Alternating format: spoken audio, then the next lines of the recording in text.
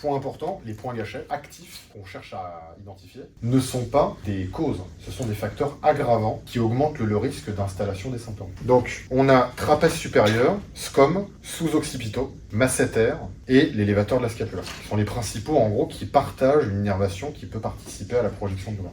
Le trapèze supérieur, on prend l'articulation acromioclaviculaire jusqu'à son insertion au niveau de la région cervico-occipitale et on fait 2 tiers, 1 tiers. 2 tiers en partant de l'épaule, 1 tiers en partant de la région cervico-occipitale. Vous prenez le trapèze supérieur à 2 doigts et vous allez sentir que sous vos doigts, il y a comme un noyau qui roule sous le doigt. La présence d'un point gâchette actif, il doit répondre à 2 critères. Premier critère, c'est que la dureté de l'endroit où j'appuie est plus importante que sur le reste du muscle. Deuxième critère, c'est qu'à la palpation, pendant 5 secondes, et durant ces 5 secondes, je dois reproduire un symptôme habituel du patient dans une autre zone que celle où je suis en train de pressuriser. J'applique une pression qui est progressive. Henri doit m'arrêter quand il commence à ressentir de la douleur à l'endroit où j'appuie. Moi, je n'arrête pas d'appuyer, je maintiens ma pression, mais je n'augmente plus la pression. Je compte 5 secondes, ensuite j'arrête. Au bout de ces 5 secondes, je lui demande, est-ce que, au-delà de la douleur où j'ai appuyé, tu as ressenti d'autres symptômes sur cervical ou tête ou face que tu connais habituellement? Si oui, je compare au côté opposé, vu que là on est dans un cadre de céphalie unilatérale. S'il n'y a rien de l'autre côté,